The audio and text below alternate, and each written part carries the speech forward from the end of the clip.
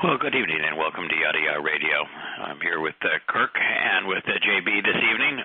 We're going to have an interesting discussion later this evening based on something that Kirk has his research that I think many of you will enjoy.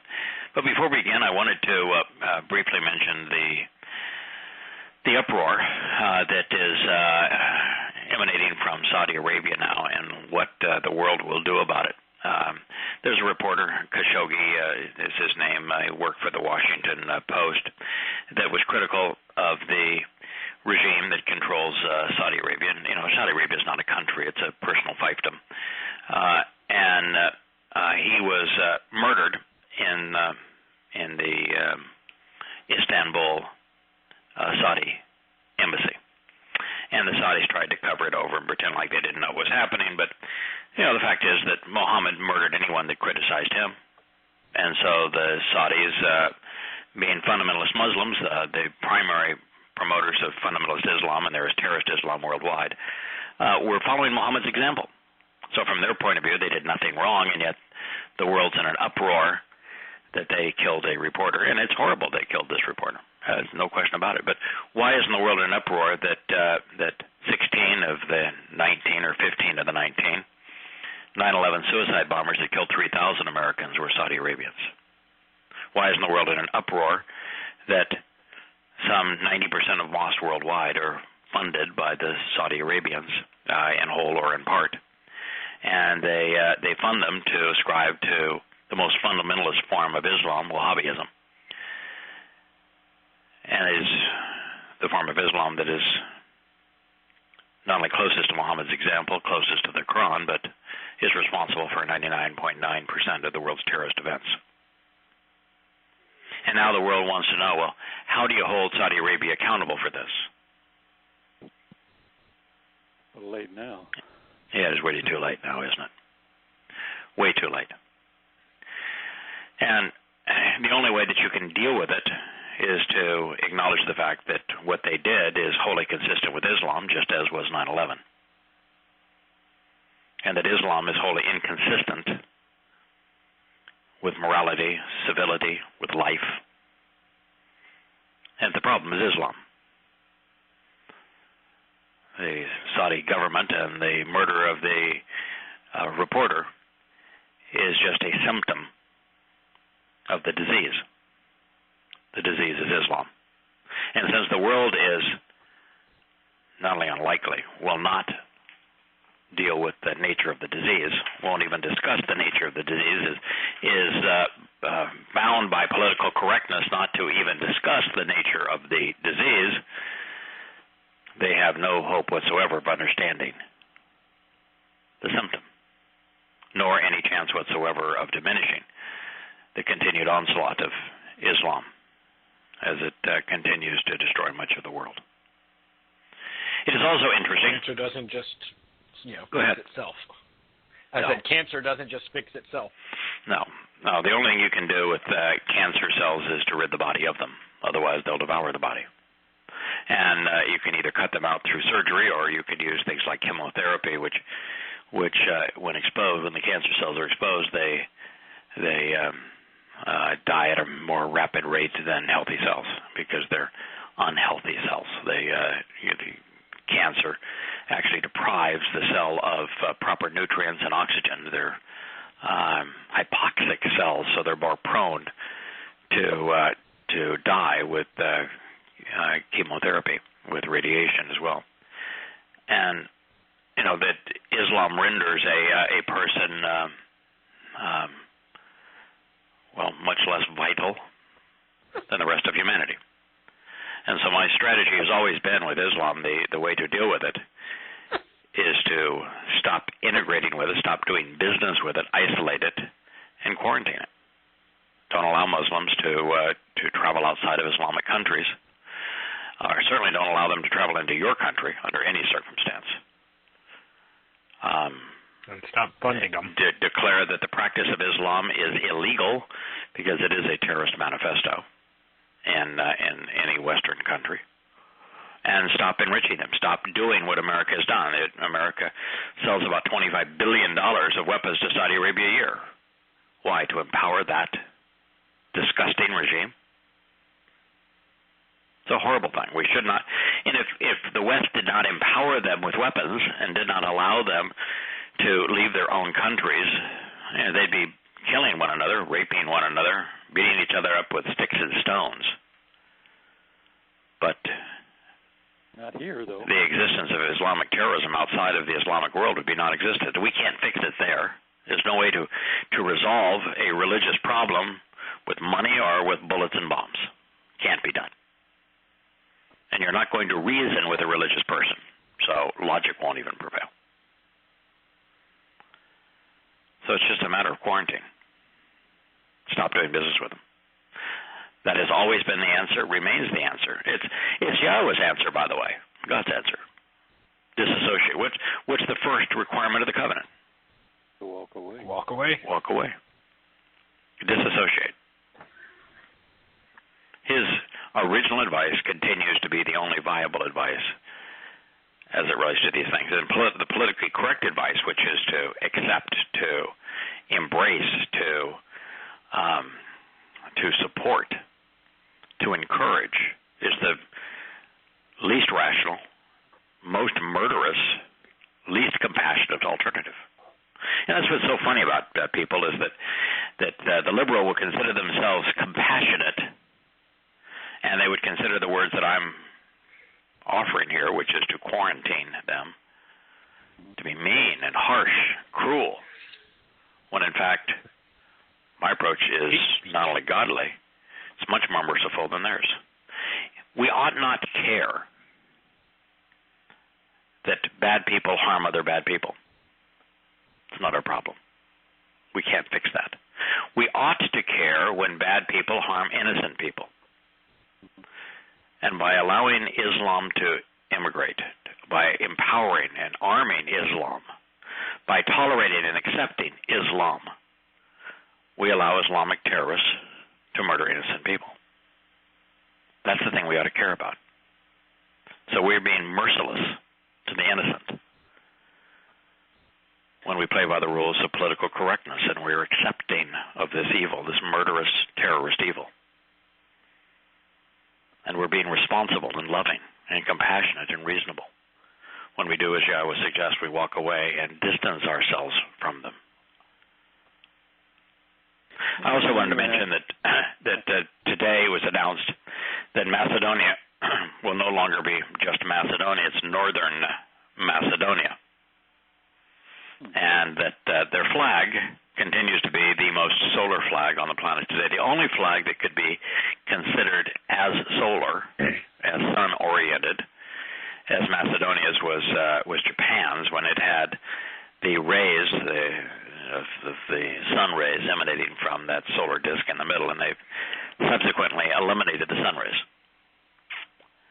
There's just a red disk in the middle. But Macedonia's, oh man, look at the Macedonian flag. It has the golden rays of the sun emanating into all four corners and across the length of that flag as sun rays. And so the sun god, the Lord, Halal bin Shakar, this is the perfect place for him to come. And if you really look at the point that is made in terms of the prophecy, and you look at the places that were occupied by both Rome and Greece, and it has to be the lands that were, that's what so many people miss as they talk about a 10-nation confederacy and coming out of a little horn and the land that was Imperial Rome. I missed the next chapter, which talks about that he's also going to come out of the land that was controlled and tread upon by Alexander the Great. And the furthest north that Alexander ever went was Northern Macedonia. It is the place from which the Torahless one, that is known in Christianity as the Antichrist, the Torahless one, he will immigrate from and be a player that will grow to power in Northern Macedonia. it's the only country that fits all of the clues that we've been given. But I thought it would be interesting to note that it is now northern Macedonia, and it's got the sunburst flag. And that said, what I'd like to do is let's conclude the final chapter of Volume 1 of Observations of Our Time, and we'll move into Volume 2 next week. And I want to quickly go through a statement that Kirk, you and JB devoted an entire show to. So we'll do this quickly, but it's Yosha's affirmation of the importance of the Torah and the ongoing nature of the Torah from his instruction on the Mount, his single most important declaration. And I want to say that as we consider this, that apart from this declaration, the instruction on the Mount, and the Olivet Discourse, and the Olivet Discourse is mostly a paraphrase, at least that comes across now, across the language barriers, of Zechariah. And it's his longest conversation, this recorded conversation with his disciples, those he was teaching. That these are really the two comprehensive statements that we have from Yosha. Everything else is a soundbite.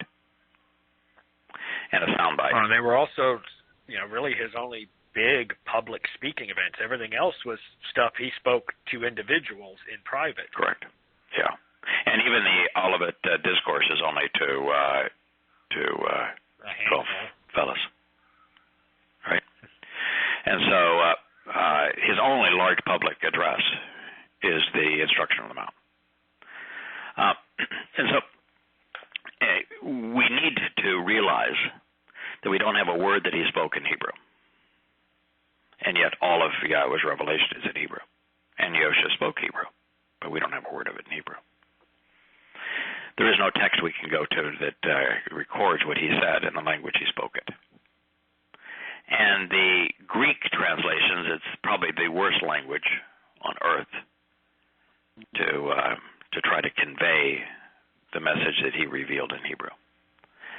And on top of that, the Greek has been so hideously edited and poorly maintained over the chasm of time, much of it is unreliable. And I think all of that's important because as we read this, we consider it, we need to recognize that there's very little, if anything, that Yosha is credited saying that isn't already said in the Torah, prophets, and Psalms. And that he conveyed vastly less to us than did the most prolific of Yahweh's writers, Dowd. All right, so here's what he said. You should not think nor assume. You should not consider, expect, nor suppose at any time even the possibility of the commonly held or popularly established presumption, never accepting the prevailing precept nor justification, that I actually came, I in fact appeared, to tear down, to invalidate, to put an end to, or to discard, to dissolve, destroy, disunite, subvert, overthrow, abrogate, weaken, dismantle, or abolish, releasing or dismissing any of the implications, force, influence, or validity of the Torah or of the prophets. I actually came not to dismiss, to invalidate, to discard, or to put an end to, but instead to completely fulfill it, to proclaim and complete it, providing the true meaning and thinking, rendering it perfectly. Because indeed and in truth, I say to you, until with absolute certainty the heaven and the earth, the universe and the surface of the planet cease to exist, pass away, completely disappearing, not ever under any circumstances shall one aspect of the smallest Hebrew letter, nor a single stroke of the pen used to comprise a Hebrew letter cease to be relevant from the Torah until with absolute certainty everything comes to exist. Therefore, whoever dismisses or attempts to do away with any one of the smallest and least important of these prescriptions and instructions which are enjoined and instructs or indoctrinates people, he will actually be called by the name and will judiciously be summoned as lowly and little in the kingdom of heaven. And then whosoever might act upon it, teaching it, this individual properly referred to and will be named important and astonishingly valuable among those who reign within the heavens. Now, there's a lot of meat there. And I know, Kirk, you and JB, in my absence, maybe 2 months ago, took it upon yourselves to go into some of the details of this. Let's at least review it before we go into your work this evening, Kirk. Okay. This begins. Go ahead. No, I was just going. No, go ahead. I just want to talk about the iota, or the smallest letter, in a minute, because I thought that was awful relevant.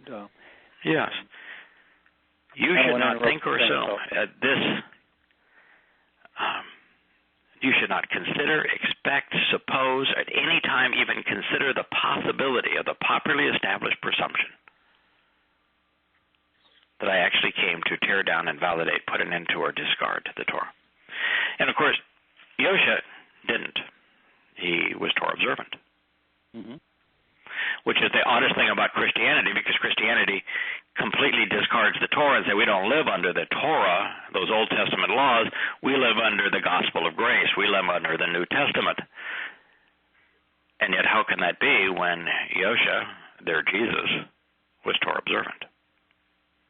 How can that be that they have replaced what they consider to be an Old Testament with a New Testament?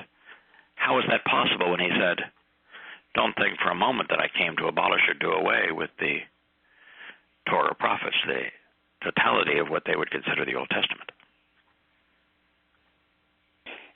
Didn't come to tear it down, invalidate it, put an end to it, discard it, or diminish it in any way.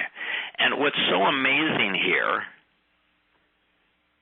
is that it's not only the Torah and the prophets, and the Torah and the prophets would also include the Psalms, because the Psalms are all prophetic. Mm-hmm. There is no way to justify this. There's no way to work around this as a Christian. You can't do away with anything that the Torah says. The Shabbat rather than their Sunday. Pesach, Matzah, Bakurim, Passover, unyeasted bread and firstborn children instead of Easter. Yom Kippurim and Sukkah, camping out with God, and reconciliations instead of Christmas. There's no Trinity. There's no Jesus. There's no Lord. There's no church. It all goes away. With this statement by the very individual that they claim that their religion was founded by, which of course is not true, every precept of the religion is destroyed. There's nothing left of it. None of these things are tolerated in the Torah and prophets. God has but one name, Yahowah. Most certainly isn't Jesus, and he describes Satan as the Lord.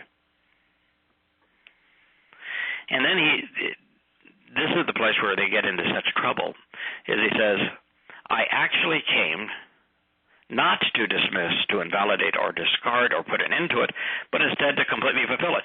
And they only read the last part of that, and fulfill, they somehow twist to do away with.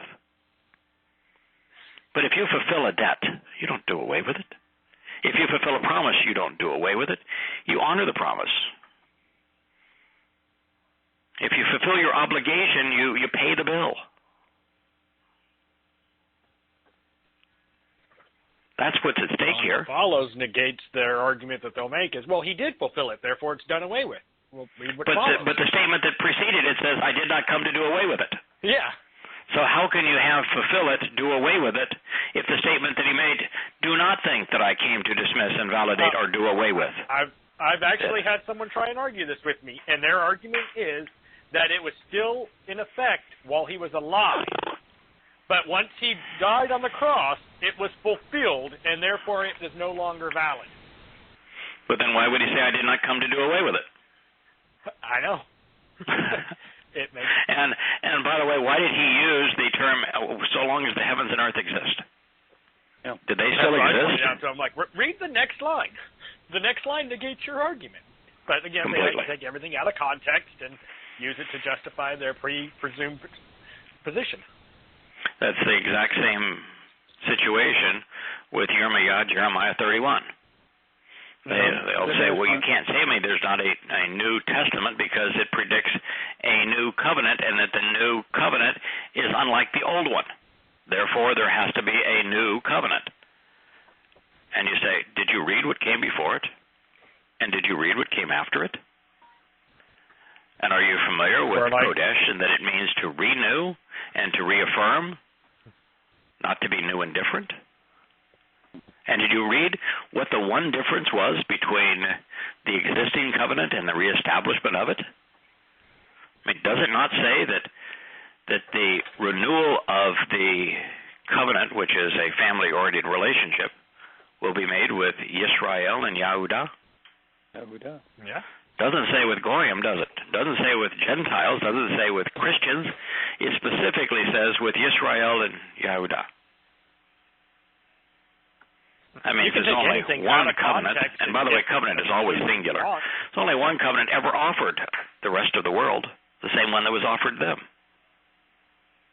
Well, what would you do if that were so? What do you do with the other three Moed Mikras that are celebrated? Correct. They would be they come up with excuses for how Yahusha fulfilled them too. I've had that discussion with people. Really?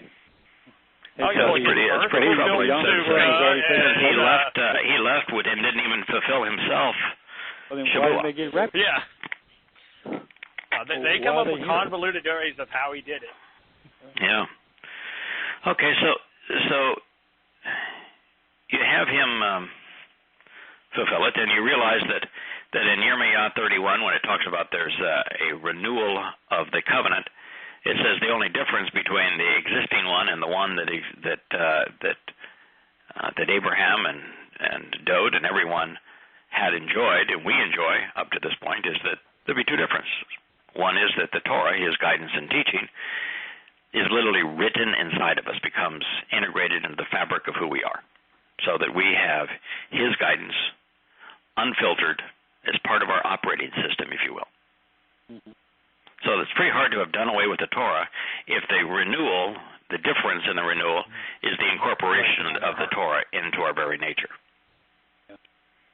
And the other thing he says he's going to do that's different is that right now we can choose to use his name, we can choose to say his name, we can choose to accept his name, we can choose to read his name, we can choose to proclaim his name. But when it's reaffirmed, he literally writes his name inside of us. We are of the same name. Yehudah, in other words, really becomes Yehudah, related to Yah. That's pretty hard to justify a religion based on a poor Greek transliteration of the Hebrew word for drugged, Christos becoming Christian, or of Christ, when the name that's going to be written inside is Yahweh. You have to be intoxicated to argue this. You do. You do. You have to be blinded by religion to make those arguments. Then he says, because indeed and in truth. This is at this place, this is the one place where the Greek transliterates the Hebrew. So now we actually have the Hebrew word, Aman. Now in Greek it becomes Amen, but it's Aman in Hebrew. I'm curious as to why they chose to transliterate that there as opposed to translate it. You know, I think it's the same reason it's transliterated in English. The Hebrew word for that which is true, that which is provable, that which is verifiable, that which is certain, that which is accurate, Aman, was not only chosen by pagans to name their gods like Amen-Ra, but it was transliterated in these other languages. And the advantage of transliterating, if you're trying to fool people versus translating, is if you would actually inform people that Aman is based on a Hebrew verb. It means to prove using evidence and reason that something is certain and true, that it is accurate. And so you would never say, in God's name we pray Amen, as if God's name were Amen. Mm-hmm. Yeah. You would think that it's a salutation as opposed to an extraordinarily important and informative verb. And the reason the verb is so important is that the only way to know God is through Aman, evidence which is accurate and irrefutable. And if you were to translate it versus transliterate it to convey that meaning, then all of a sudden there's no justification for faith. Why would you believe if you can know? So that's the reason they transliterate it as opposed to translate it. If, for example, angel, which is from the Greek agelos, and Greek agelos actually means messenger, and it's a translation of the Hebrew malak, which means messenger. If you were to translate it, now you no longer have these cute little beings with wings and halos that flit around in an all-loving environment. What you have now is implements that carry a message. Mm-hmm. You have a completely different understanding, and the moment you realize that the malak are spiritual implements that carry a message, now you're having to deal with, well, why would God need implements to convey a message? Then you think about the fact that the universe as we know it is 3 dimensions, but we know there's a fourth, is time, and dark energy and dark matter are very likely the 5th and 6th dimension, and Yahweh is clearly 7. And you realize that a 7-dimensional being can't enter a 6-dimensional world, much less 5, 4, or 3. It's just like Walt Disney can't enter the flatland world of Mickey Mouse and Donald Duck. He can use implements to interact with them, like pens and pencils, but that's all he can do as a graphic artist. And so Yahweh would have to have implements to interact with us in lesser dimensions. Because indeed and in truth, amen, I say to you, until with absolute certainty the heaven and the earth cease to exist. By the way, heaven here was singular, which is interesting, as opposed to when Yahweh speaks of Shamaim. Shamaim is Shama with a YM. What does YM do to a Hebrew word? Plural. It's plural. Right. So every time Yahweh speaks of the spiritual realm, he always makes it plural. Here, he's translated in the singular. To the degree that's accurate, it's important because now he is not talking about, this is Oronos, which would be the visible universe. I'm talking about stars, galaxies. Yeah, universe. Here. So the heaven and the earth cease to exist. Not under any circumstance shall one aspect of the smallest Hebrew letter, this is the iota, we'll hear what you have to say here in just a moment on the iota. The iota would be essentially the yod, which is the smallest Hebrew letter, it's the first letter in Yahweh's name. nor the single stroke of the pen used to comprise a Hebrew letter. This is the Ka'ariya, which is the horizontal strokes that are so important in designating each of the Hebrew letters. Cease to be relevant, be averted, be disregarded from the Torah. So he's going. What he's effectively doing is saying that Kirk is the best translator among us. Why? Because Kirk's the graphic artist. I have Kirk your notes on one of the most amazing prophecies ever, and you write it all up by hand. All your notes are by hand, and all of your Hebrew letters are by hand, showing in the pictographic form. And what he's saying is that the images conveyed by those letters provide the meaning. Mm-hmm. And I don't want you taking away any of the meanings of those words, because every nuance, these are diamonds. I want you to look at every perspective and every nuance. The closer you examine them, the more you amplify them, the more you're going to understand, because there's layer upon layer, all of which are true. There's more depth to this, more breadth to it than you can possibly imagine. And all of it's true.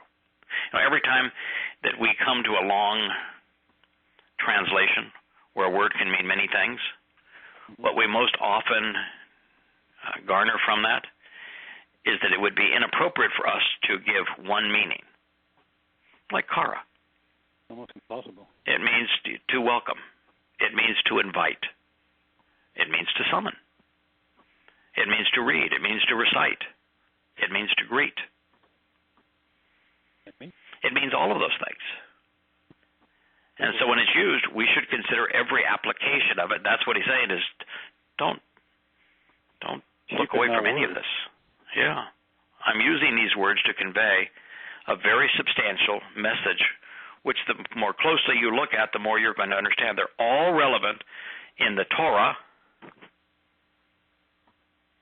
with absolute certainty. All of it comes to exist.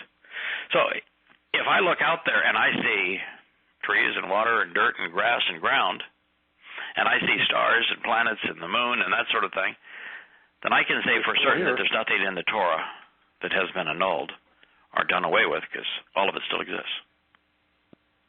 Now, what's interesting is how important this is and how precisely he gave this answer, is because there is a time when the existing Torah, as it's revealed to us, is not only no longer useful, a lot of it's no longer useful, it's actually counterproductive. And that's tough for most people to process, but there's a reason for that. Once we transcend into an all-spiritual world, and we are out exploring the new universe that Yahweh has made for us, there is no reason to know all the negativity that is associated with religion and politics. They won't exist. Mm-hmm. There's no reason for us to know what man did to precipitate the flood and perpetration of violence upon his fellow man. There is no reason to know the horrid actions of the Benjamites. There's no reason for us to be troubled or bothered by all of these predictions about Shiloh, Paul, the founder of the Christian religion, being the plague of death. There's no reason for us to know all of the pain that Israel would endure for having abandoned the covenant. We're not going to be troubled by Yahowah through the prophet Isaiah saying, I opened the doors to my home and I was sad because there was no one there. I had done everything to invite you into my home, done everything to make it possible for you to enter my home and live with me forever, and I opened the doors and there was no one there. That would sadden us, wouldn't it? Yeah. So there is no reason for any of that. There is no reason even for the beginning creation account, because we're going to be witnesses at a new creation. Something that is also necessary because God wants us not only to be liberated in time, which means we can move forward and backwards. And the last thing, would you want to go back in time and look what Hadrian did? Or to see how Rome treated other nations?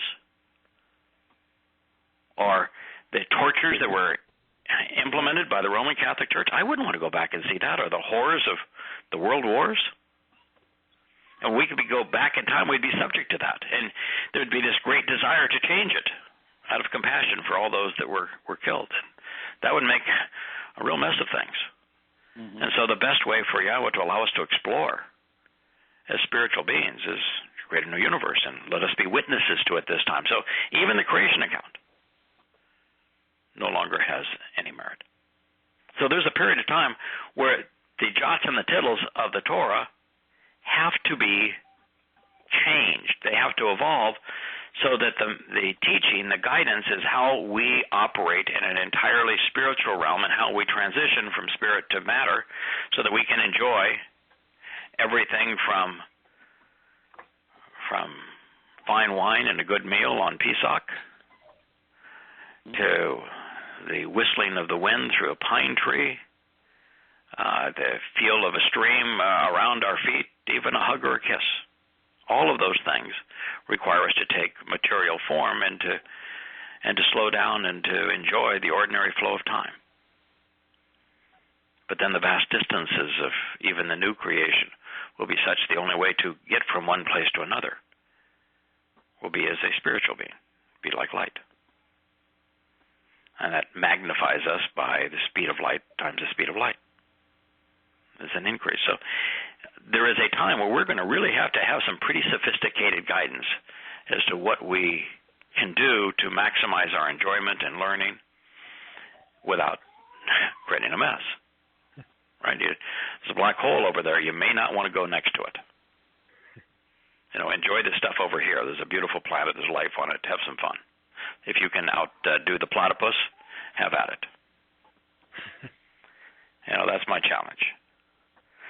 So he's precise in what he's saying. There is a time where the jots and the tittles, the strokes of the Hebrew letters and the smallest letter, are no longer going to be just as they are. They're going to evolve into a much more sophisticated level of instruction. And, we've devoted the last 20 years, nearly 20 years, to understanding the nuances of these letters and what they convey to us. And, we've made a lot of progress. But we're just scratching the surface. And can you imagine the level of understanding we're going to have to be spiritual and be able to maneuver through time in a six-dimensional universe? Well, truthfully, no. No. I look forward to getting that, Torah. So that new teaching is going to be a little more sophisticated than this old one. And we're all going to speak one language. Thankfully, we're going to be amplified a bit by then. So we can understand. We have a lot of time. A lot of time. Yeah, no rush. Right. This is just so astronomically clear. Mm-hmm. Then he would go on to say, because indeed in truth, I say to you, until with certainty the heaven and earth cease to exist, not under any circumstance shall one aspect of the smallest Hebrew letter, the iota, the yod, nor one stroke of the pen used to complete a Hebrew letter cease to exist. Of the Torah. This time, by the way, it's just Torah. Why? Because what's the purpose of prophecy in eternity? It has none. No, I was thinking. None. Prophecy is based entirely on time. Right? Yes. But in eternity, time simply exists. So prophecy is irrelevant in the future. Prophecy exists now so that we might have absolute proof that the statements we're reading were divinely inspired. That's the reason prophecy exists now. It has no purpose when all of us know Yahweh intimately. Right? And it doesn't have any purpose in a realm where time simply exists, because it is based on time. So he only uses Torah. Why? Because that's the one thing that is going to evolve and change and last, because Torah simply means teaching, guidance, directions, and instructions. Right. Until with absolute certainty everything comes to exist. Not only the completion of all of the prophetic statements, and that means a new universe, which we are witnesses of. So you want to talk a little about the iota? Well, I did. It was because, and the reason being, one of the reasons that I got into the letters and realized there was several sets of letters. There was the first pictographs, and then they changed them and made them a little bit more easier to work in clay when they came out of Babylon, when they were taken off into Babylon. And I understand why, because they worked from paper and then they started working on clay because they were slaves.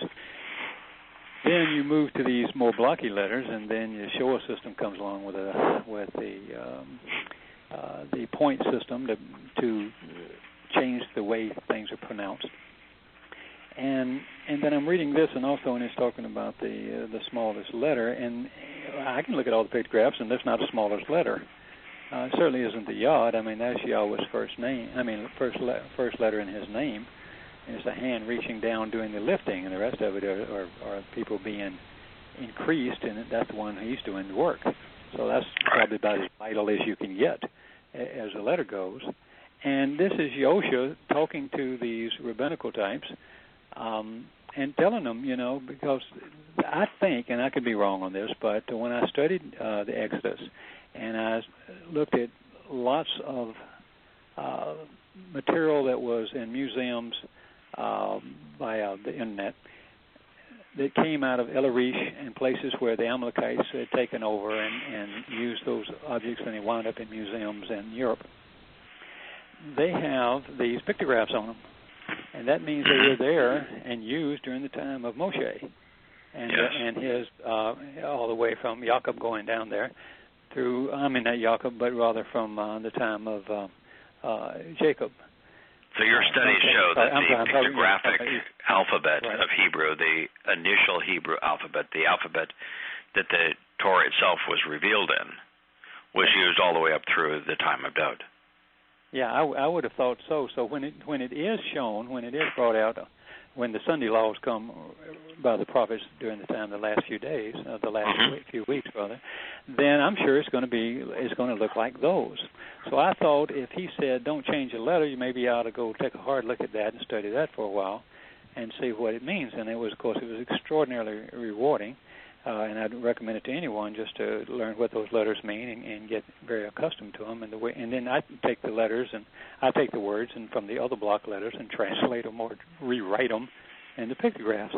But this is Yahusha really slamming 2 points. He's slamming the rabbis for changing the letters system completely.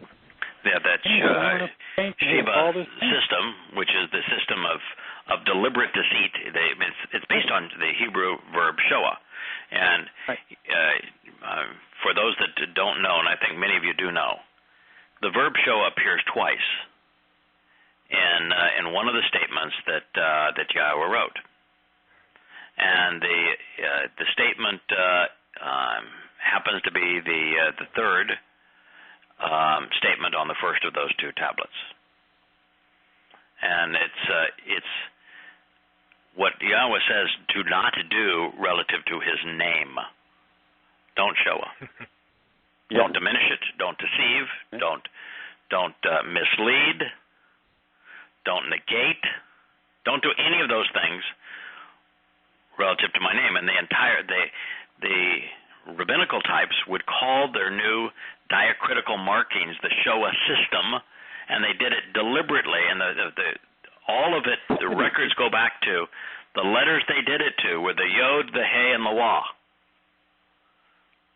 To deliberately change the pronunciation. That's why if you go to any Hebrew event with rabbinical types, and you say that the Wah is pronounced as an O, they say no, it's a V.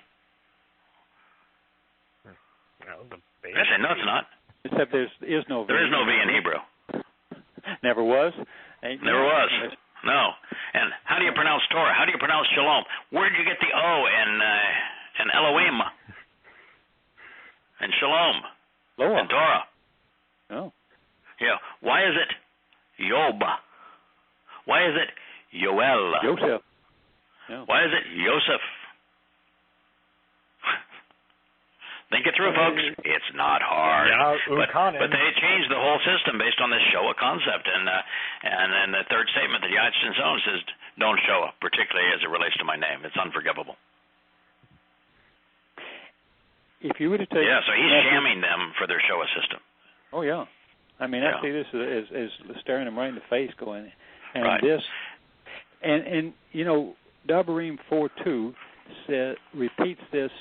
He's repeating Devarim 4:2. I mean, it's verbatim, except for this part. Yes. And, yeah, and there's no reason for Moshe to say that because he's sitting there with the pictographs. Nobody's going to change that. He just wrote it and he got dictated, and he was taking dictation. So there's only one copy of the Torah, and it's right next to the Ark of the Covenant, and there's no reason for him to bring that up. But now this is Yahushua doing his commentary on Devarim 4:2. Yeah, right. Exactly. And he throws that in because that was relevant at that time. He just wanted to let them know that he knows, that Yahweh knows. And it's also relevant that what he's saying is the Yod. There's only one language that has a Yod, and it happens to be the most important letter of the 22 letters in that language. There's only one language that has a Yod, Hebrew, and it happens to be the first and most important name in Yahweh's hand, in Yahweh's name.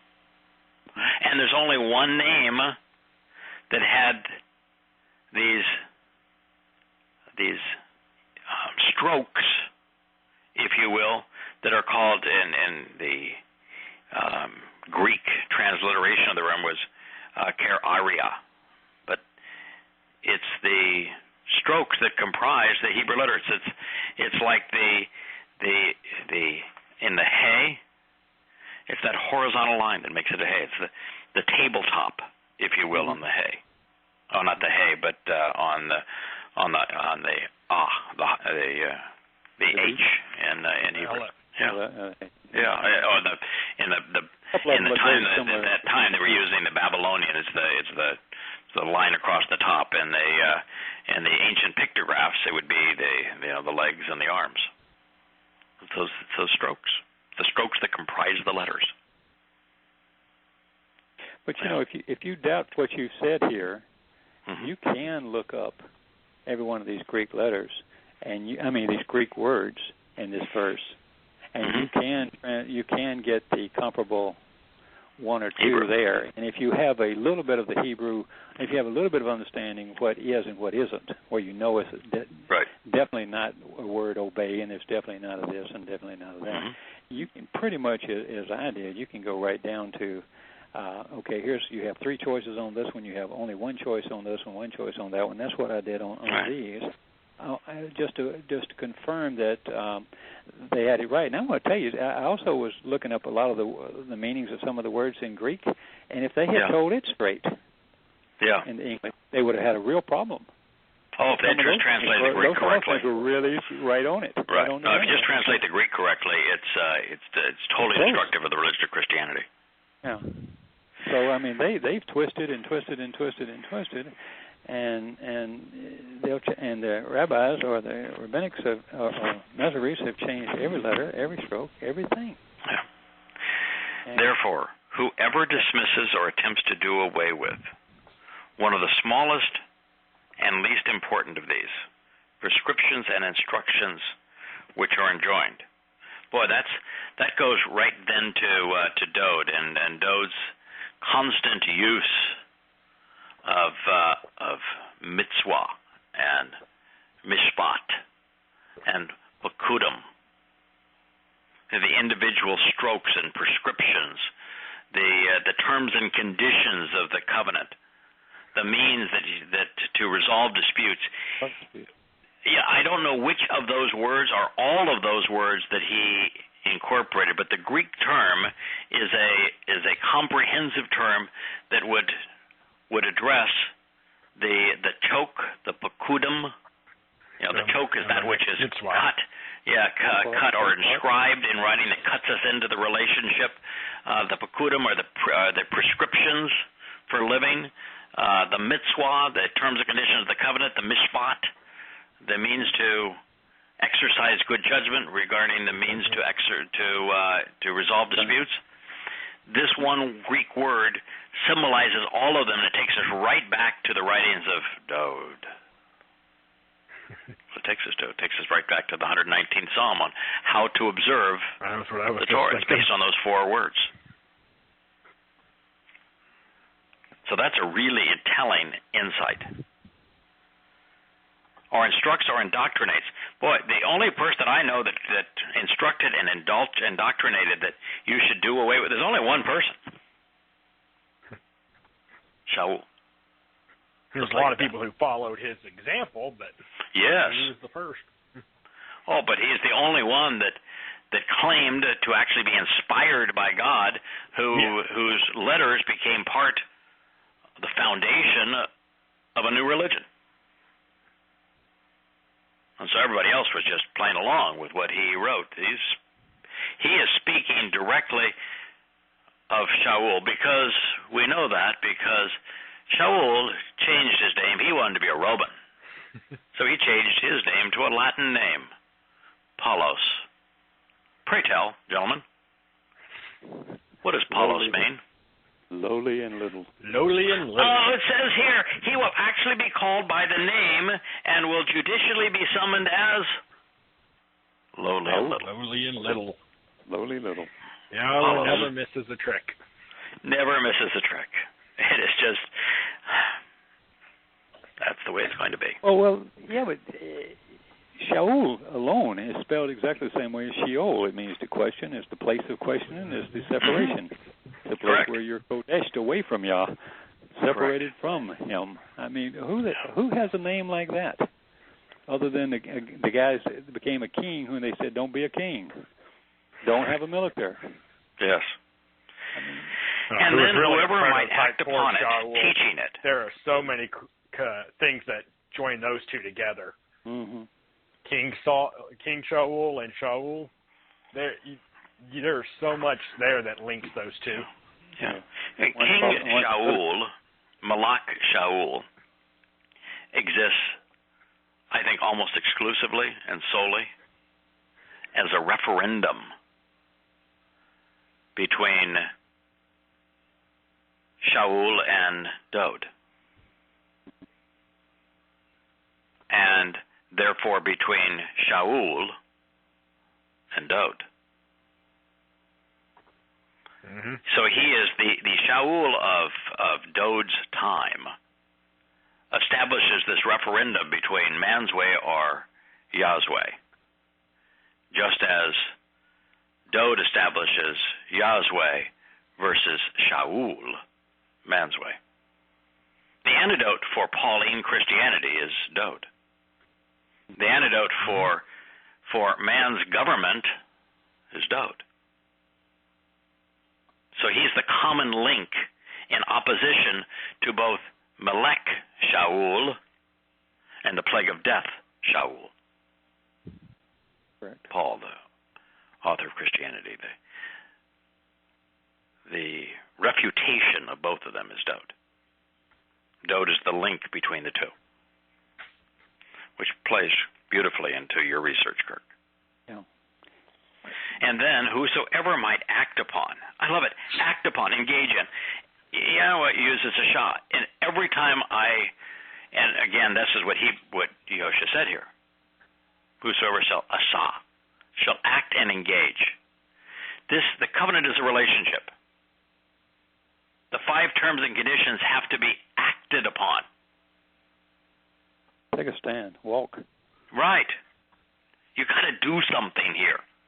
You got to understand what the instructions are. You need to listen to them, process them, understand them, accept them, and act upon them for them to do you any good. And so right here is what he's saying is, who might act upon them. Teaching it, sharing it, expounding upon it.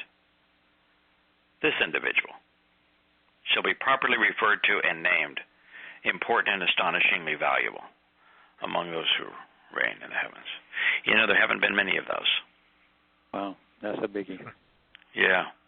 But well, humility would say we don't want to accept this acclaim. There are certain things that you can be proud of and have pride not be a problem. He's speaking of us. Okay. And if you don't think so, and you think, well, that's, you're being really presumptuous here. Well, why don't you find somebody else that is actually expanding on this message in this way and making these connections? And then I'll gladly say, welcome. You too. Come join us. Yes. And then you too can be amongst those who are viewed as important in proclaiming the message. We've acted upon it. We've taken the time to study it, delve into it, research Correct. it. We're teaching it. We're providing it and making it available to others. Correct. From Yahweh's perspective, he would have been thrilled if somebody just came when he opened the door. But of course. Just to study his word and actually share it, where people can actually get to it, and work so hard to get it as correct as you can. I mean, I'm just checking the stuff that y'all say more than anything else. I mean, I'm just looking through all this stuff. Y'all will do a terrific job.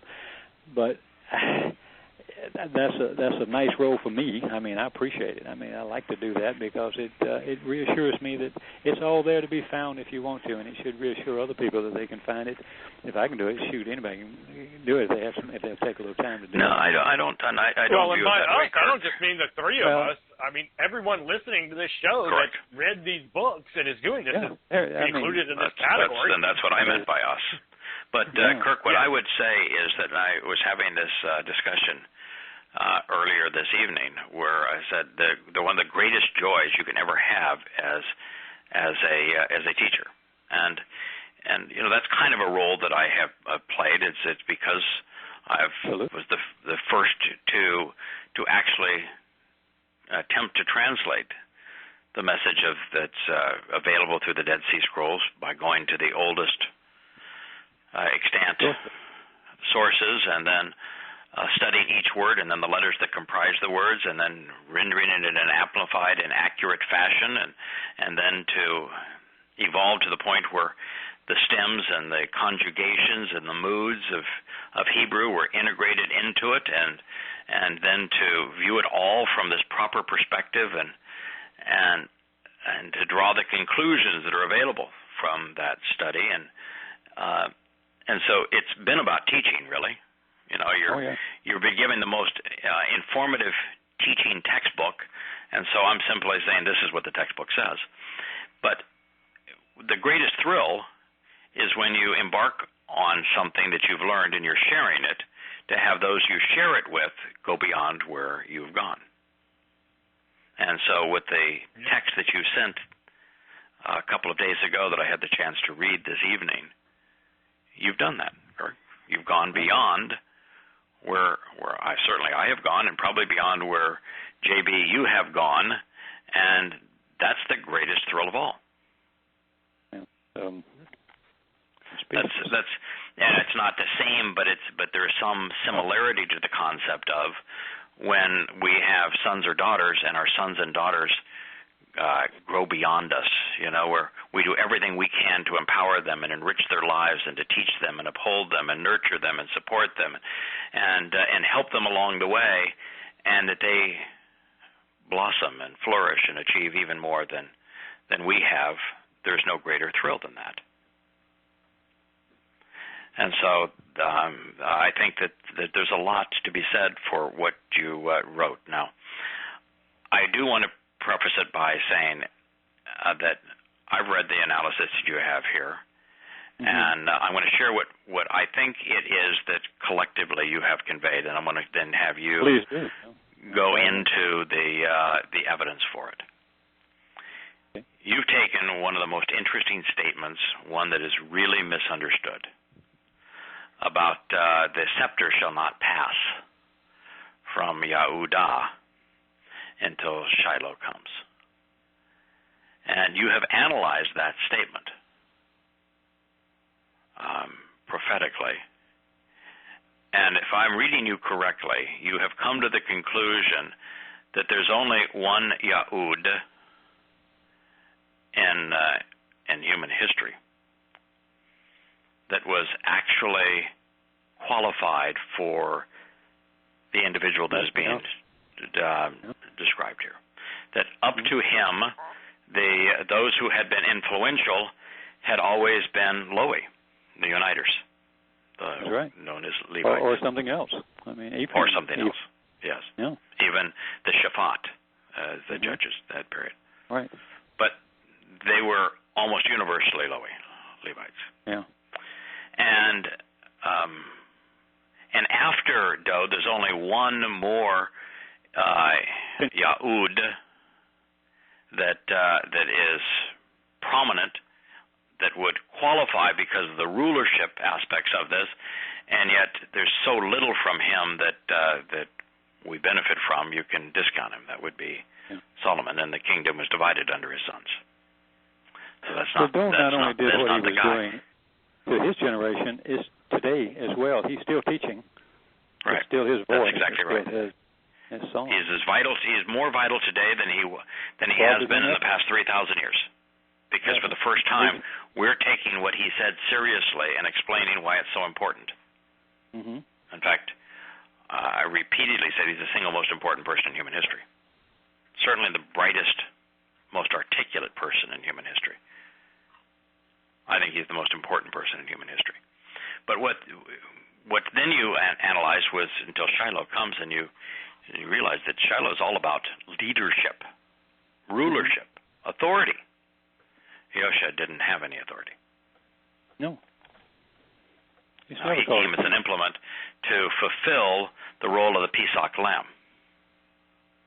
That's why he came. Well, look at the way Yahshua describes him. He was a most ordinary person with nothing to distinguish him from him, here to do a job. Everywhere he went, he told them, I am here to do this. In fact, he really jumped down Shimon Kevish's throat when he tried to keep him from going to Jerusalem. Right, exactly. And he said, get behind me, Satan. I don't know how much earlier you can talk to somebody. Right. If that's accurate, so yeah. Right. So you came to the conclusion that Shiloh has to be Yahweh's return. It's the only option you're left with. I mean, so you got a singular Yahud that remains supremely important, more important than anyone else, until Yahweh comes, and the only qualified candidate happens to be David. Well, there aren't any more. There just aren't anymore. So now, I don't want to steal your thunder here, but that was the conclusion that as you analyze this, that being the case, then his Psalms, which we spent the whole last program on one of his Psalms, 19, and his the greatest of all Psalms, 119, that tells us how to observe the Torah. There is nothing ever that has come along and been handed down to us as important. And the ultimate thing about Dod is something that you shared, Kirk, as you sent this off, is that you've come to the same appreciation of Dod that I've come to. Mine is a little different, and I just love brilliance. I mean, I'm just so inspired by reasonable, logical minds that can convey profound insights in an articulate, reasonable, rational way. That his writing style and his lyrics appeal to me. Mm-hmm. I don't think as clearly as he does. I'm not inspired as he was, but my wine. Boy, now you can see how distant I am from him. But my mind works at a much slower pace, but the same way. Mm-hmm. So I really enjoy everything Dod wrote, and I see the beauty in his words. He celebrated everything that there is to see and to enjoy in this life. And that the other reason I like Dod is the same reason you articulated, Kirk, at the beginning of this. Mm-hmm.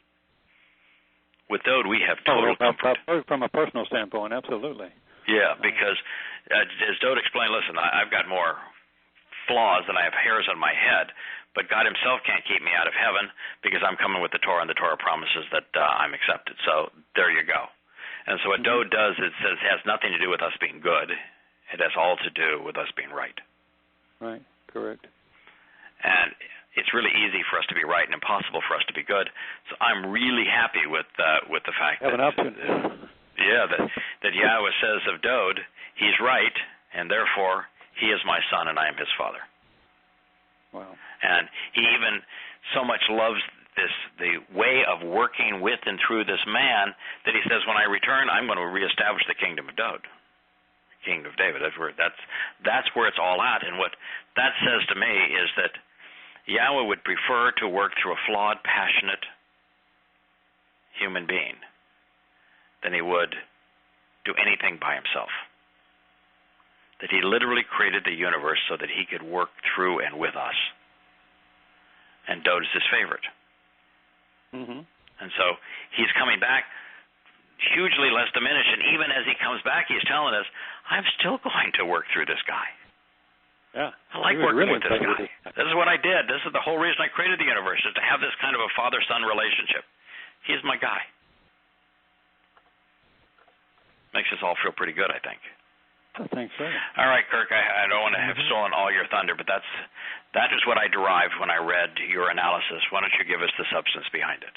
Yeah, let me throw one last little thing about Dode that strikes my mind as you were talking is when Samuel came to anoint him, he goes to his father and he says, okay, this is your son, this is your son, this is your son, this is your son. None of these are him. Don't you have another son? They said, and they talk about, oh, you mean little old Dode out there?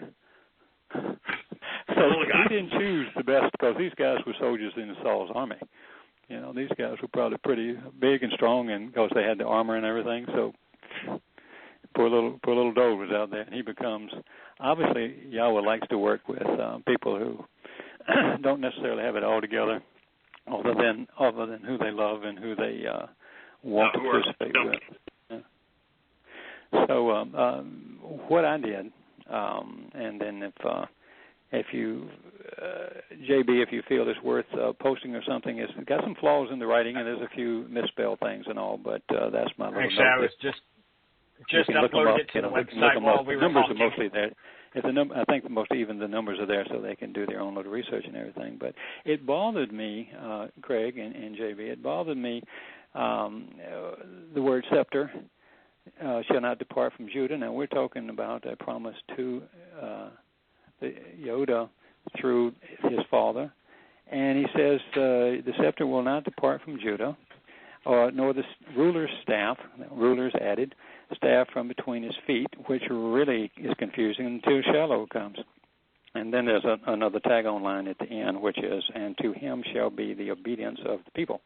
And we know there's not a word called obey in Hebrew, so we'll get to that in a second. But the scepter, I said, scepter you usually think of, and I've tried this out on a few people before I sent it to you. And I said, what do you think a scepter is? And everybody agreed it's like the little emblem that the Caesars used, or the little emblems that the pharaohs would use. They'd have two if they covered both Upper and Lower Egypt. But it was that little symbol thing. But so I looked up Shabbat, and I looked at the letters as well, and it means a lot of things which are very, very interesting to me. It was a walking stick. It's a branch used as a staff. It's also a pen, P-E-N. It's a writing implement or a measuring rod. It's a tribe as a branch of the family. And I thought, well, isn't that fascinating? So the scepter really has more to do about what he's writing than it is about him being a symbol of a king. Because I've always looked at Dode as a shepherd king, rather than a king shepherd. I mean, I'm not even I don't even care if I use the term king, because that has such a bad connotation, because we never think of any king being worth a darn. But then I looked at shall not depart from Judah. So to be accurate about who is Judah, well, we always say, and it's true because it's from the word Yada, Y-A-D-A-H, is to throw, to cast, to point, to revere, from yad, the hand, to authority of power, and the hand is strong and helpful in giving direction. But it also means related to Yah. And so last week, for a brief moment, we were talking about related to Yah and the word. And the word Yehuda has just one letter different from Yahweh's name. And, of course, that is the D, the Dalet, the doorway, which would imply that the way to be related to Yah is through the Pesach doorway. So I'm viewing it a little bit different than you would in the English translation. And then it says, no, the ruler's staff, and y'all jump in if you have something. The ruler's staff. Now, the staff bothers me a little bit again because we're back into a ruler, and I scratched off ruler's name, and I just said staff. That's Shaquak. And mitzvah is a fence with two horizons going from right to left, and it means to be cut in, to inscribe. Once again, we have another reference for writing. It's a decree. It's an engraving. It's a mark, or prescriptions. And when I hear the word prescriptions as a definition, I immediately start thinking about the prescriptions for living, the choke, the mitzvah that you were just talking about a minute ago. And then there's a little word that's just simple. It's staff between his feet. And I thought, that's an odd way to say something. And what does that actually mean? And the word between is bayin, and it means interval or space between, among, or in the midst of. And I thought, okay. And then I kept digging, and I found that it means also judging, knowing, teaching, understanding, from the word bin, B-Y-N, ability to discern, yet understanding, diligent consideration, which is all about what we are doing and what we are told to do in Shemar Torah. And from his feet, okay, well, feet are for walking, of course, and that sort of thing, but it also means the regel means at one's guidance, at every step for walking, to endure. Where do we find endure all the time is Sarah and Israel, to follow, journey along a path. Well, what's the path? He's teaching us how to walk along the path of the Moed Mikra. From the verb regel, which also can be, besides just walk, it can be to be taught to walk or to be led. To be led where? Down the path, of course. And then until Shiloh comes. Now, Shiloh was a... Hang on just one second, Kirk, if I may, because these last three words are all Dode David words. Yes. No one wrote or inscribed more. Even Yahweh says he's my lyricist. If you look at the length, the combined length of the Psalms and the Proverbs, there is no more written communication. No one conveyed more inscribed or written communication than to Dode. I believe it. That is if there ever was a Dode word, a David word, that's his. And Bayan I think is the single most important of all Hebrew words, because it is the word that transcends, goes from knowledge to understanding. And it is the Hebrew word for understanding. Bayan means to understand in Hebrew. Right. In fact, as a verb, it speaks of the whole process of understanding. And what it says is, if you want to understand, what you have to do is make the connections between things. Understand the relationships between things.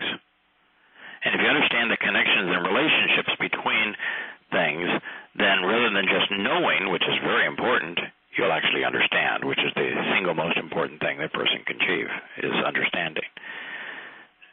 Dode is the one who taught us how to understand the covenant, how to understand what Yahweh is offering, understand how to properly observe, closely examine, and carefully consider the Torah. If you were to ascribe a singular word to Dode, it would be Bayan, to understand. I don't have an argument with that at all. That's exactly what it is, because we always say, and have said, you kicked it off the first time, Dode taught us how to understand the Torah. Yeah. Now, if you were to say, what aspect of Dode, beyond understanding, ought we pay attention to? As the way he walked through life.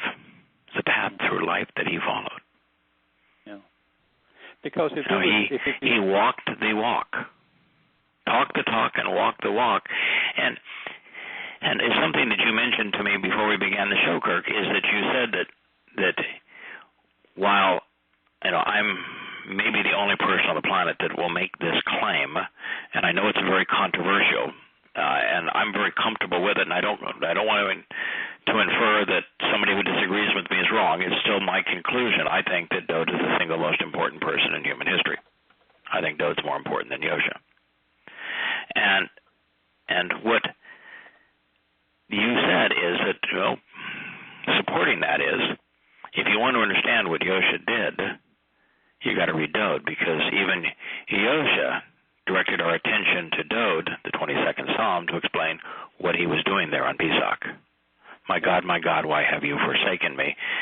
quoting. He's not asking a question. He's telling you to read the 22nd Psalm that begins, my God, why have you separated yourself from me? And the answer to that is in the 22nd Psalm. And it explains exactly what he was doing there. And if you don't have that understanding, you can't walk that path. You can't engage in that manner. And so Dode's understanding and explanation of what was occurring is more important than anything else.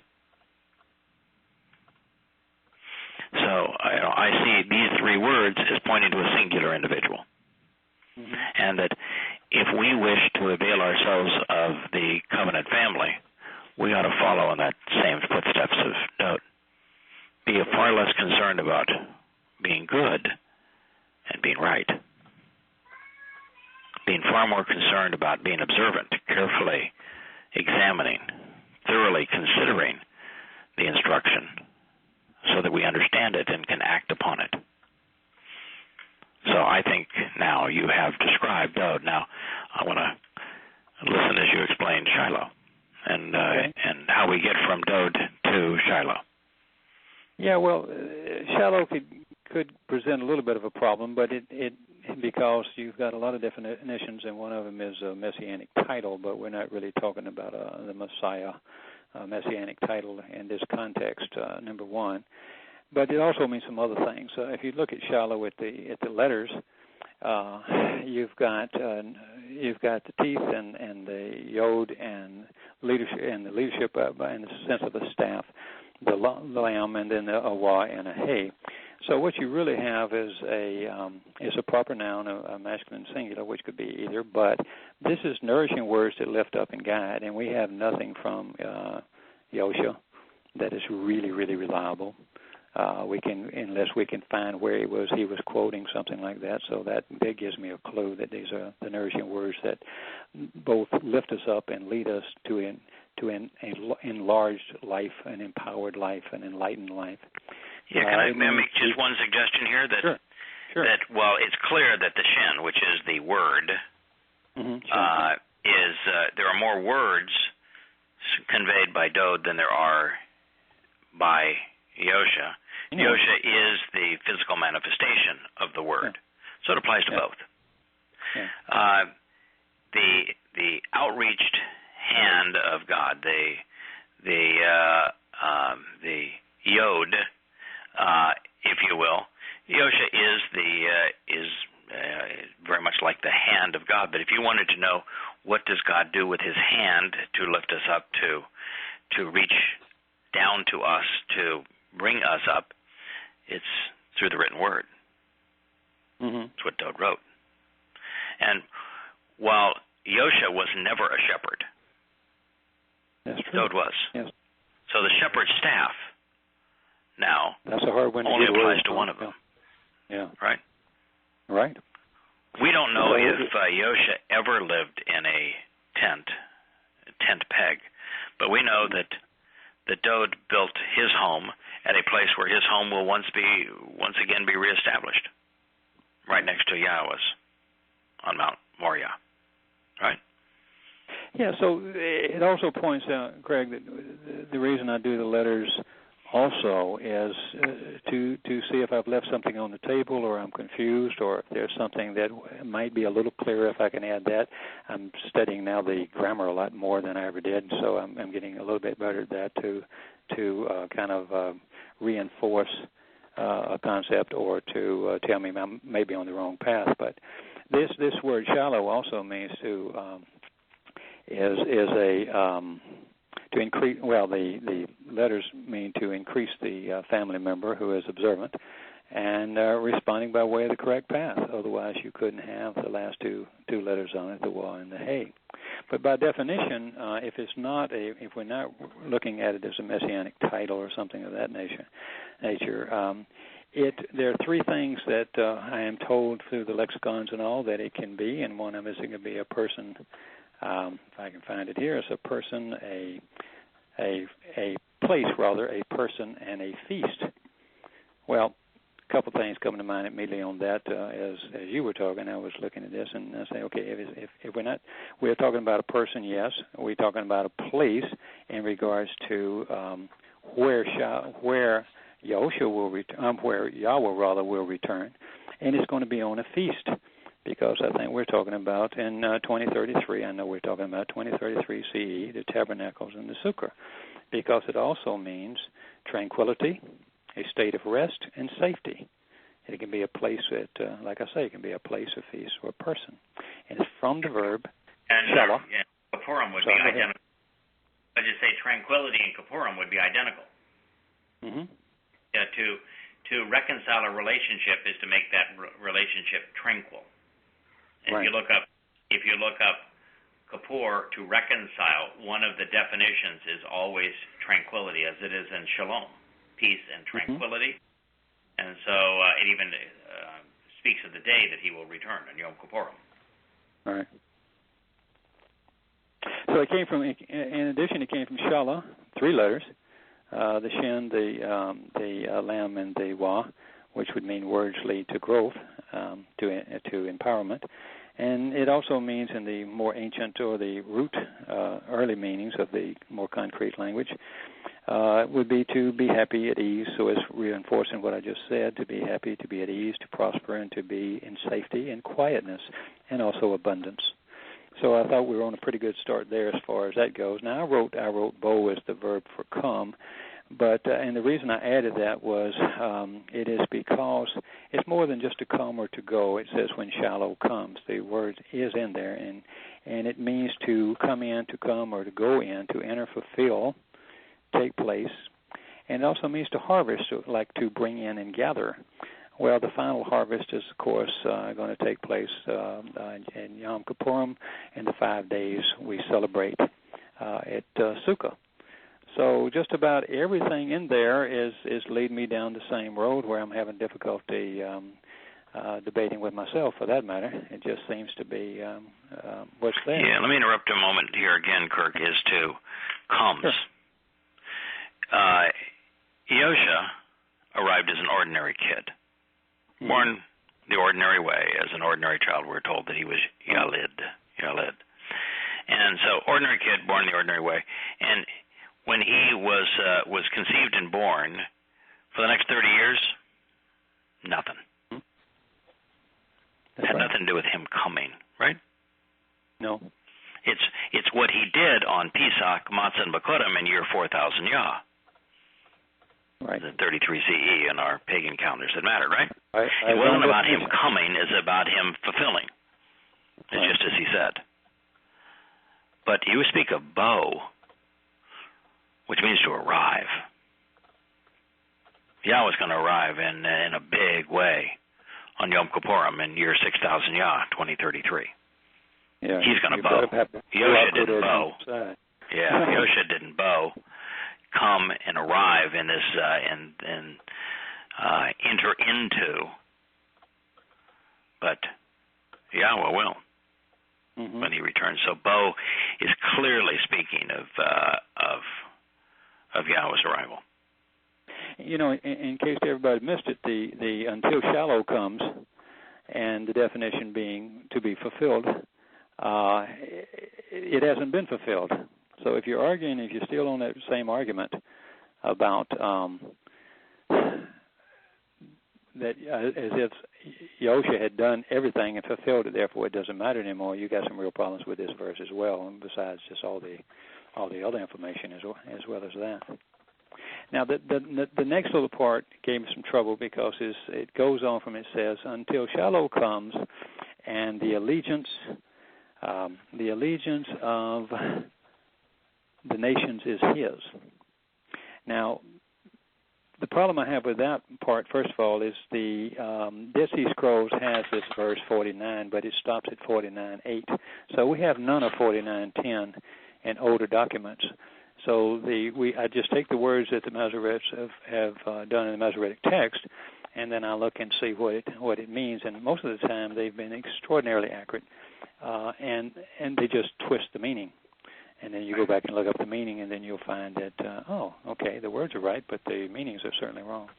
So I looked up allegiant. It's Ki-Hot, or Yakah, and it's, I butcher the language, and Dr. Jeff always tells me, he corrects me all the time, and it's no help. But it's three things I found out about the word that they translated into allegiance. There's three things it can be. The first one could mean to be obedient according to the English thing, but we know there's no word for obey.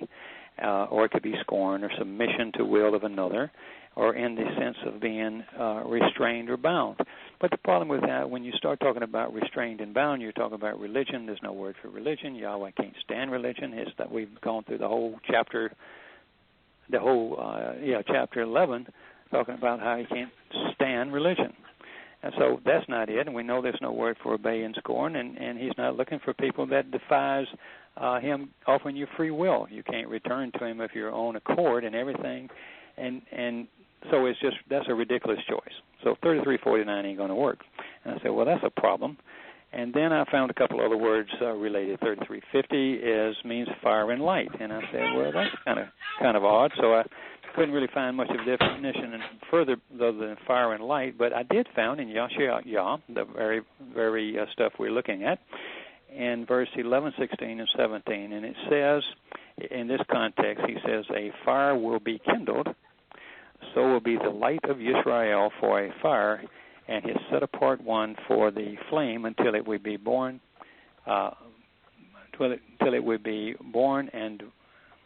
burn and devour his thorns and his briars in one day. Well, when I read that, I started thinking, okay, the light of the world and wiping out everything on Yom Kippurim, all the enemies and so forth. But it also can be the light of the world. The second definition, in my feeling, was the light of the world is the word of Yahweh and the understanding that Dode has helped us has written so that we can understand the Torah. So that's the light in the world. We always say, there's so many metaphors that stand up, and be a light to the world and things of that nature. So that would be the other one. There is a third one, Jaki, which is a name, and it means a pious man. And that was, so I said, okay, well, let's figure out what pious means. And the word for pious would be chesed. And interesting, chesed, as we know, is kodesh, set apart, and upright. So I'll hang with those two, and I'll forget about the obedience one. And there's nothing you can refute on that because it's not in the Dead Sea Scrolls. So it has to be logical in the sense and also in the context. So then, if I may, the last part was the nations is his. And that's a little tricky. I want to interrupt again because I think you skipped something that's important here, and it's not like you to skip the graphics of the letters themselves. Oh, yeah. The graphics of the letters themselves is a yod, yes, the outstretched hand of Yahweh. Right. And then the Kaf, the Q, describes the horizon, looking to the rising of the sun and of infinity, of all time, and in the light, time literally defined as light is the nature of that letter, and then two people both standing right next to each other, nothing in between them, hand in hand. Yisrael, Yehudah, once again united. Yeah. By the hand of Yahweh for all time. Yeah, the two. Yeah, I'm remiss for having not put it. I put it in the writing, so I didn't know whether we were running time. So that's what you got. Yeah. But yeah, it's absolutely right there. Yisrael and Yehudah. It could be Goim and Yisrael, or it could be Yisrael and Yehudah, because the Goim, the way we get in is the same way they get in. We become adopted Yehudim. It's again Yahweh's name without the Wah in it, and instead the Kaf. So you've got the Yod and the two He's. Mm-hmm. But in this time, rather than the tent peg showing are secured by, and the two people being separated, the two people who are observant reaching up, standing up, being separated in his name by the tent peg showing that they're secure inside of their home, that they are being empowered and enriched, added to, if you will. Now we show them hand in hand. And the outstretched hand is Yahweh's hand reaching down and out. But now the empowerment letter is light and time. That's what the Kof speaks of. Yes. Of light defining time, of time going on forever, of being enlightened forever, of having a future that goes into everlasting. And so it describes the very nature of the hand of Yahweh returning as light to a reconciled Yisrael and Yehudah. Mm-hmm. That's what the letters convey. Yeah. You can even get the fire and the light with the quote because you've still got the same root. You've got the wall, but you also have the doorway. The increasing through the doorway. So just as Bo speaks of the arrival, the next word actually speaks of how the arrival occurs and what the result is. Right. So now you are most certainly, if you look at the nature of the letters, you are most certainly looking at Yahweh's return on Yom Kippurim in year 6000 Yah, October 2nd, 2033. Well, the last thing I did just to complete the sentence you have of the nations is the English translation, and the word for the nations is am in this case. There's a lot of words for people, but and it's a large group of people in one location. It's a people in a nation. It's a neighbor and a tribe. That speaks a lot about Jerusalem. Perhaps the group perspective that moves towards the set-apart spirit would be something of what the way the letters are understood. I want to disagree with you on this one, Kirk. Okay. By the way, we're still recording, but we're no longer broadcasting. But we're going to finish this one. Right. I know you can find that as a definition of am. You can find am translated as nations and people. Yeah. The primary meaning of am is neither nation nor people. Okay. You know the primary meaning of am? Family. Family. That's exactly right. Family. The two people represented by Yisrael and Yehudah, the very family of Yahweh, he's speaking that the family of Yahweh is going to be reunited. It's family. Okay. One family in the covenant. Make that note. Yeah, this family are comprised of people. Secondary meaning of am is people. Yeah. The Hebrew word for nations, the word that's most often translated nations, happens to be goyim. Yeah, goyim. It's not am. When am is used, it is people generically or family specifically, and given the majority of the time that it's used, it's people in Yahweh's family. Am. No, I'll and so the people that are being benefited here, the people that are being comprised now of light, who are accepting the outreached hand of Yahweh, is family. It's covenant family, whether they be Yisrael or Yehudah or those who are adopted into the family. That's much better. I'll add that to my notes. So you pull all that together, Kirk. That's the end of your research on this. And I think it's brilliant. I mean, there's only one place that JB and I disagreed. It's the last word, and come to find out, the last word is even better than what you had anticipated. Yeah. And the only reason we know that is because as we translate the Torah, we come across that word. That's one of the most common words in the Torah. It's just everywhere, am. And we've come to see it through the perspective of am represents the family of Yahweh and the Bereth covenant. And so you put all that together, there's only one candidate for Shiloh. It has to be. That's Yahweh. Well, he's already told you. I mean, it's not like it's a rocket. You have to be a rocket scientist. He said, I'm going to come back and reunite the family in the kingdom of Dod. Right. And here's his house. Only right. Here. That's correct. And our previous chapters, we went through that in great detail. It's exactly Dod's role in all this. And the second aspect of it, there's only one Yahudim that qualifies in terms of that scepter from Yehudah. Dod. No one else. Yeah, there is none. And so what you have here is that the influence of Dod is the most important until Yahweh returns. And even when he returns, guess the kingdom of Yahweh is based on the kingdom of Dod. Kingdom of Dod. Yeah. Right. Yeah. Which means our focus on him and what he said and what we can learn from him remains paramount. Very important. Yeah. It should be the underlying. It's why we collectively are being considered important, because there's no one else that is conveying this. But I don't even think that's a stretch. It doesn't bother me at all that he's. I don't see it either. I don't see the stretch either. I mean, on and on and on and on. You say, fine. Just let me be in the number. You know, let's just say, for example, that there is the possibility that we've overestimated David, and the role and what we can learn from him and his relationship with Yahowah. Let's say we have. Okay. And that's pretty hard to say, because when he returns, he's reestablishing his rule, and there's only one person. He said, I am his father, he is my son, and he is right. Yeah. So it'd be pretty hard to overstate the value of that individual. But let's just say we have. So what? Yeah. What's the downside? What have we gained from him that is not true? Right, nothing. I mean, is there anything we've learned from studying Dode's words that isn't verifiable in the Torah? Right. Yeah. And what could we replace Dode with? Because we certainly can't replace him with Yosha, because we don't have enough from him. Not in the original language, not well maintained. Yeah. Well, there's no Dead Sea Scrolls of Yosha in Hebrew, is there? Yeah, no.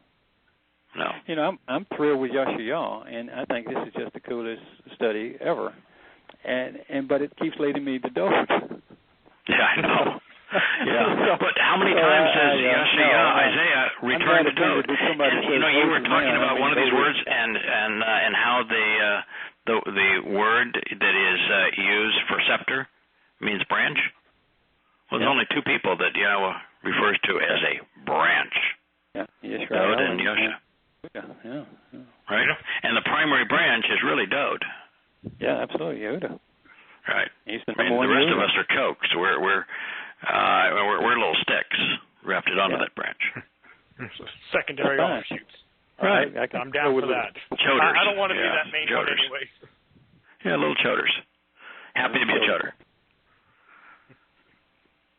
So, yeah, it's when you take the time to really examine it, and then you make the right connections and you think about it, what you typically find is that there aren't a lot of different options, a lot of meanings in the words, but all those meanings coalesce into a singular truth.